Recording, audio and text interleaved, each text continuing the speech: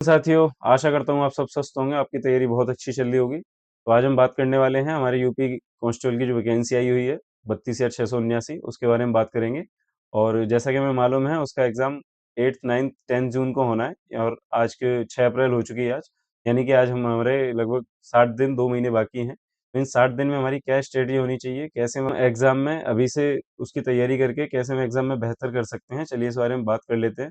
तो सबसे पहले तो हमें उसके सिलेबस के बारे में जानना चाहिए। तो जैसे कि आपको मालूम ही होगा आप सभी को जो भी तैयारी कर रहे हैं स्टूडेंट, कि उसमें 150 क्वेश्चन टोटल आएँगे और 120 मिनट यानी 2 घंटे में हमें पूरा पेपर करना है। तो देखा जाए तो एक क्वेश्चन के लिए 1 मिनट भी नहीं है हमारे पास।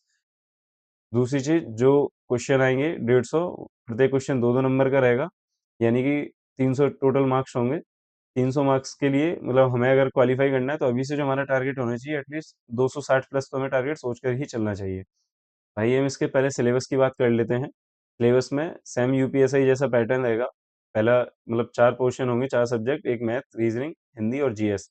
बस 1-2 नंबर किसी में कम होंगे तो 3 नंबर किसी में, मतलब जो हमारे यूपीएसआई में 160 क्वेश्चन पूछे जाते थे, सभी से 40-40 4 सब्जेक्ट से, वहाँ पे 2-3 कम करके लगभग 150 क्वेश्चन पूछे जाएँगे। जिसमें कि मैथ का पोर्शन थोड़ा-सा कम रहता है, हमें सबको पता है, क्योंकि जो रीजनिंग के सवाल हैं वो मैथ में भी आते हैं। लगभग 50 क्वेश्चन समथिंग रीजनिंग के आएँगे और जो बचे 75 में 25 क्वेश्चन लगभग मैथ के आते हैं। हिंदी और जीएस का पोर्शन है, उसको हमें कवर करना रहता है 15-15 मिनट में। जो हमारा 15 मिनट में हिंदी और 15 मिनट में जीएस, हमें दोनों सब्जेक्ट को मतलब लगभग आधे घंटे में कवर करना रहता है।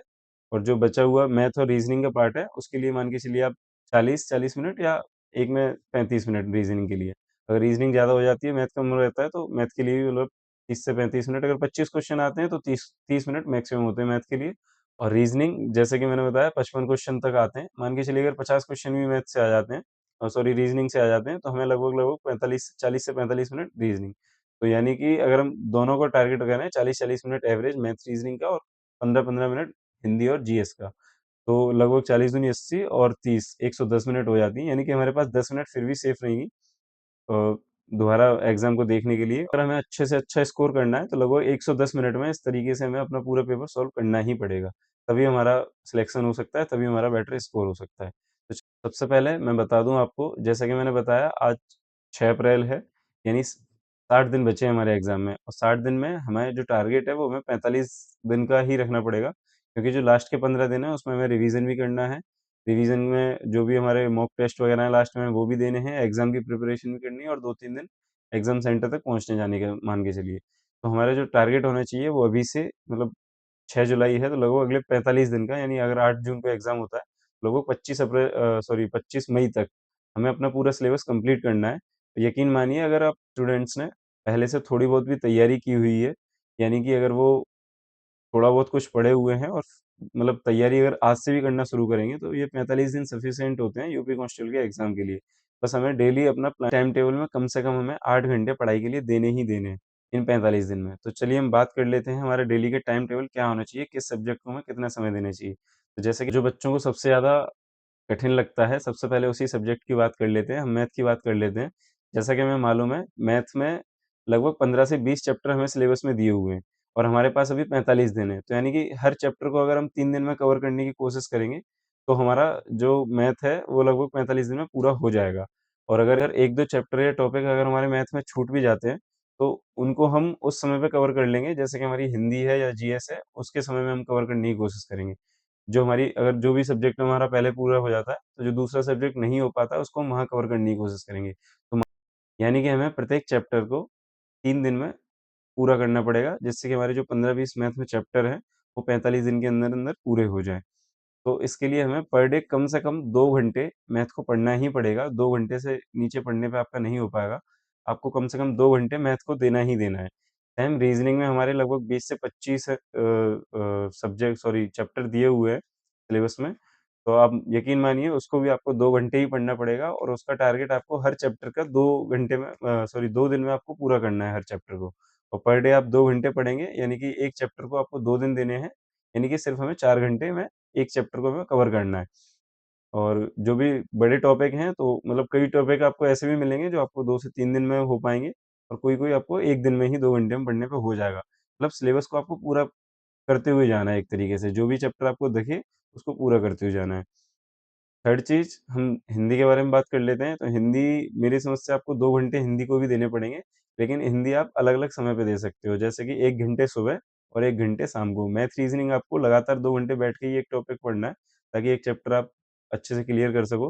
लेकिन हिंदी आपको 1 घंटे सुबह पढ़नी है और 1 घंटे शाम को पढ़नी है। जैसे कि हिंदी में 2 पोर्शन दिए हुए हैं, एक ग्रामर का, एक साहित्य का। तो हम ग्रामर सुबह पढ़ सकते हैं और साहित्य को शाम को पढ़ सकते हैं। या फिर मतलब जो भी आप अल्टरनेट में जो भी आपको सूटेबल टाइम हो, उसमें आप पूरा कर सकते हैं। तो इस तरीके से हमारी हिंदी भी लगभग-लगभग 45 दिन में पूरी हो जाएगी। फिर आते हैं हम जीएस के ऊपर। तो जैसे कि जीएस में हमें मालूम है कई सारे टॉपिक दिए हुए हैं। ज्योग्राफी है, पॉलिटी है, हिस्ट्री है, साइंस है, शायद साइंस नहीं आएगा तो मतलब फिर भी हम थोड़ा बहुत कवर करके चलेंगे एटलीस्ट क्वेश्चन वगैरह। और स्टैटिक जीके है, जैसे कि हमारे प्रमुख दिवस हो गए, संगठनों के बारे में या अंतर्राष्ट्रीय संगठन हैं उनके बारे में, और जो विभिन्न देशों की राजधानियाँ हैं, पड़ोसी देशों की राजधानी और मुद्राएँ हैं, उनके बारे में, यानी जो हमें जनरल नॉलेज आम तौर पर होनी चाहिए एक नागरिक को, वो सारी हमसे एग्ज़ाम में पूछी जाती है और उसी के बारे में एग्ज़ाम में पूछा जाएगा। और लोक नृत्य होते हैं, वैसे तो ये ज्योग्राफी में का भी पार्ट होता है, लेकिन फिर भी लोक नृत्य हैं, लोकगीत हैं, महोत्सव हैं, कोई मेले वगैरह लगते हैं हमारे उत्तर प्रदेश में, उत्तर प्रदेश के थोड़े बहुत जीके है। फिर जो हमारे जीएस के चैप्टर हैं, वो लगभग 15 से 20 हो जाते हैं, यानी कि 20 चैप्टर आपको करने ही करने हैं। और यकीन मानिए जीएस मतलब हिंदी, रीजनिंग, मैथ ये सारे स्कोरिंग होते हैं। इन सब में अपना-अपना बेस्ट स्कोर दे देते हैं। लगभग 2-3 सवाल गलत जाते हैं सबके, या 4 से 5 मान लीजिए गलत जाएँगे, जिसमें से 1-2 तुक्के से भी सही हो जाएँगे, क्योंकि इस बार यूपी पुलिस में माइनस मार्किंग भी नहीं है एग्ज़ाम में। तो उनके 1-2 मतलब ये जो 3 सब्जेक्ट होते हैं, रीजनिंग को सॉरी जीएस को छोड़ के, रीजनिंग, मैथ, हिंदी, ये सारे स्कोरिंग रहते हैं। बाकी आपकी जो रीजनिंग है सॉरी जीएस है, जीएस में आपको बेस्ट से बेस्ट करना ही पड़ेगा, वहीं से आपका रिज़ल्ट अब डिसाइड होता है। तो आपको यकीन मानिए लगभग जो जीएस के 20 सब्जेक्ट हैं, 20 सब्जेक्ट को आपको कवर करके ही जाना पड़ेगा। सॉरी 20 चैप्टर हैं जो।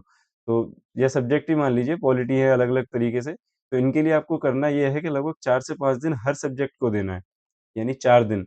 अगर आप हर सब्जेक्ट को देंगे और 1 घंटे सुबह, 1 घंटे आपको शाम को पढ़ना है, और 2 टॉपिक 2 चैप्टर अलग-अलग पढ़ने हैं। यानी कि अगर आप सुबह पॉलिटी पढ़ रहे हो, तो शाम को हिस्ट्री पढ़ना है। सुबह अगर आप स्टैटिक जीके में कुछ और पढ़ रहे हो, तो शाम को आपको कुछ और तैयारी करनी है। कुल मिलाकर आपको लगभग-लगभग इन 45 दिन में ही 20 सब्जेक्ट क्लियर करने हैं। यानी कि अगर हम एक सब्जेक्ट को एक चैप्टर को 4 दिन भी देते हैं और 1 दिन में हम 2 चैप्टर पढ़ रहे हैं, यानी कि एक देखा जाए तो हमारा 1 चैप्टर 2 दिन में पूरा हो जाएगा। बट आप एक ही चैप्टर को रेगुलर मत पढ़िए, ताकि आपके दिमाग में मतलब इतना प्रेशर आ जाता है और हमारे समझ में भी नहीं आती चीज़ें। इससे बेटर है कि आप एक चैप्टर मतलब सुबह पढ़िए अलग, और शाम को एक चैप्टर अलग पढ़िए, यानी 1 घंटे सुबह पढ़ना है आपको, 1 घंटे शाम को पढ़ना है। तो 2-2 घंटे आप डेली पढ़ते हुए जीएस को कवर कर सकते हैं इन 45 दिन में। और इसके बाद आपको हर 7 दिन में अपना एक टेस्ट देना है, यानी संडे के दिन आपको क्या करना है, एक तो आपको टेस्ट देना है। और टेस्ट आपको भले ही अभी मतलब मॉक टेस्ट फुल लेंथ मत दीजिए, बट किसी न किसी टॉपिक को सिलेक्ट करके, क्योंकि मतलब फुल लेंथ मॉक टेस्ट आपको लास्ट में 15 दिन बचेंगे, जिसमें आप अच्छे से तैयारी करके देख सकते हैं। अभी आपको सब्जेक्ट वाइज़, यानी किसी से मतलब अगर संडे को टाइम मिला तो आपने मैथ का आपने मॉक टेस्ट लगा लिया, फिर अगर फिर 2-3 दिन बाद टाइम मिला तो आपको कभी मतलब रीज़निंग का मॉक टेस्ट लगा लिया। इस तरीके से आपको थोड़ा-थोड़ा अपने आप को टेस्ट भी करते रहना है बीच में। हर 3 से 4 दिन बाद आपको एक मतलब अपने आप को टेस्ट करते रहना है हर सब्जेक्ट में। मतलब ये ज़रूरी नहीं है मतलब पर डे आप टेस्ट ही देते जाएँ, पर हाँ, 3-4 दिन बाद आप एक-एक टेस्ट किसी न किसी एक-एक सब्जेक्ट को देते रहिए। किसी भी सब्जेक्ट का जो आपको लगे कि इस बार मुझे इसको देना है, एक-एक करके। और हर 7 दिन बाद आपको सिलेबस ज़रूर देखना है। अभी 45 दिन बचे हुए हैं, आप यकीन मानिए सिलेबस में आपके क्या टॉपिक हैं, आपको वो ज़रूर देखना है, ताकि आप जब तक 45 दिन पूरे होंगे, आपको याद रहेगा कि मेरा कौन-सा सब्जेक्ट टॉपिक छूटा हुआ है, कौन-सा चैप्टर छूटा हुआ है, किसको मुझे पढ़ना है, किस पे या मैंने कौन-सा कवर कर लिया है और कौन-सा नहीं किया है। मतलब एक आप प्रिंट आउट सिलेबस का निकाल के रखिए, और जो-जो आप सब्जेक्ट टॉपिक पढ़ते जा रहे हैं, उसको राइट टिक कर लीजिए, और जो आपने नहीं पढ़े हैं, उन पे आप फ़ोकस करिए कि इनको भी मुझे नेक्स्ट 45 दिन में कवर करना है। मतलब एक टारगेट रख के चलिए कि इस टॉपिक को मुझे अगले 4 दिन में कवर करना ही करना है। इस तरीके से आपका पूरा सिलेबस इन 45 दिन में कवर हो जाएगा। और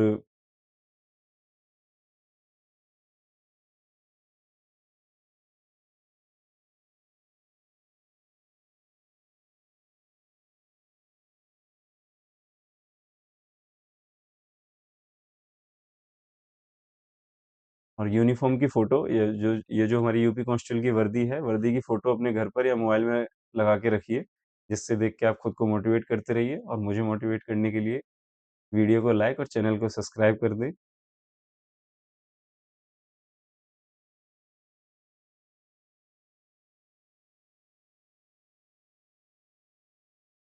जो यूपी कांस्टेबल की जो यूनिफ़ॉर्म है, उसको अपने फ़ोटो में वॉलपेपर पे लगा के रखें या डीपी पे लगा के रखें, जिससे कि आप सेल्फ मोटिवेट होते रहें और हमें मोटिवेशन देने के लिए वीडियो को लाइक करें और चैनल को सब्सक्राइब करें और कोई कोई भी आपको डाउट हो या आपको परेशानी आ रही हो, तो कमेंट में पूछें या फिर आपको मुझसे कुछ पढ़ना हो या कोई सब्जेक्ट आपका मतलब नहीं आप पढ़ पा रहे हो या उसको पढ़ने में कोई दिक्कत आ रही हो और बेहतर समझना हो, तो मुझे कमेंट में ज़रूर बताएँ।